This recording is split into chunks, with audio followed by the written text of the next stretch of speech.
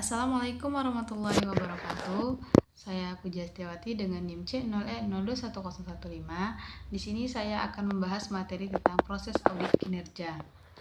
Di sini ada beberapa pembahasan yang akan saya bahas. Yang pertama ada pengertian dari audit kinerja, yang kedua ada perkembangan audit kinerja, yang ketiga proses audit kinerja, dan yang keempat relasi antara audit kinerja terhadap akuntabilitas publik. Langsung saja yang pertama, pengertian audit kinerja.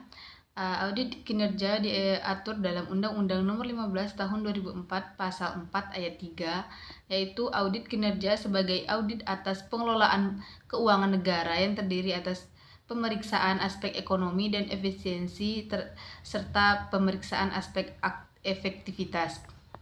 Menurut Ariens, audit adalah kegiatan mengumpulkan dan mengevaluasi terhadap bukti-bukti yang dilakukan oleh yang kompeten dan independen untuk menentukan dan melaporkan tingkat kesesuaian antara kondisi yang ditentukan dan kriteria yang ditetapkan. Menurut Stephen P.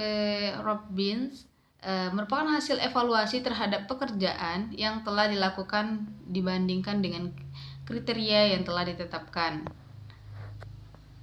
Adapun tujuan audit kinerja yaitu untuk penilaian terhadap suatu kegiatan atau program project yang telah dilaksanakan secara 3E, yaitu efektivitas, keekonomisan, dan efisiensi, dan kebutuhan terhadap ketentuan peraturan perundang-undangan. Adapun manfaat audit kinerja yaitu sebagai peningkatan kinerja sebagai berikut. Yang pertama ada mengidentifikasi masalah dan alternatif penyelesaiannya. Yang kedua, mengidentifikasi sebab-sebab aktual dan suatu masalah yang dapat dihadapi oleh kebijaksanaan manajemen ataupun tindakan lainnya. Yang ketiga ada mengidentifikasi peluang dan kemungkinan untuk mengatasi keborosan dan ketidakefisienan. Dua, ada perkembangan audit kinerja. Audit kinerja dimulai pada tahun 1970-an.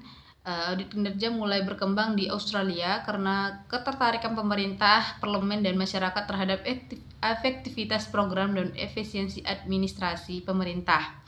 Pada saat itu, departemen pemerintah banyak diberikan kebebasan untuk mengelola operasi mereka dengan sedikit kendali dari pusat. Pada tahun 1971, Elmer B. State dari United States Comptroller General Accounting Office untuk pertama kalinya memperkenalkan audit kinerja pada Kongres INTOSAI atau International Organization of Supreme Audit Institution di Montreal, Kanada. Sejak itu, audit kinerja masuk di Indonesia terus mengalami pasang surut sebagai gambaran pada Netherlands Court of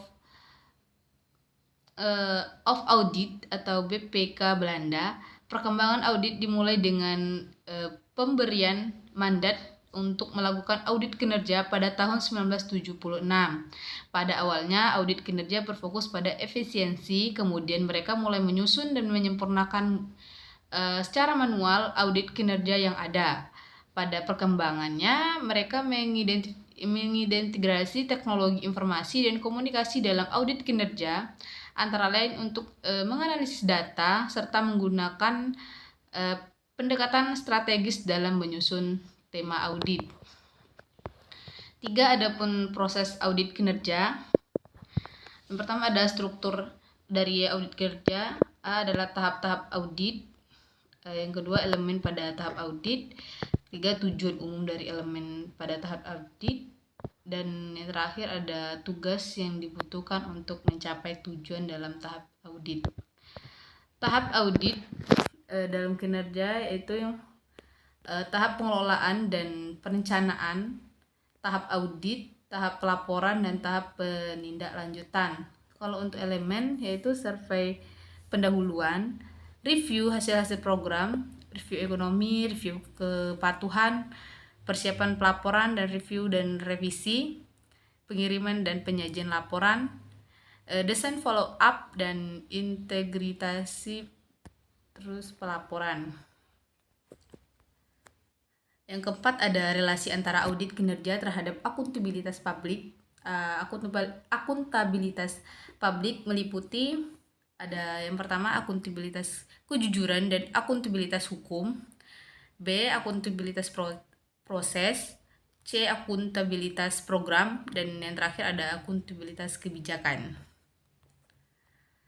Indikator audit yang digunakan oleh auditor atau mengaudit organisasi sektor publik sebagai berikut.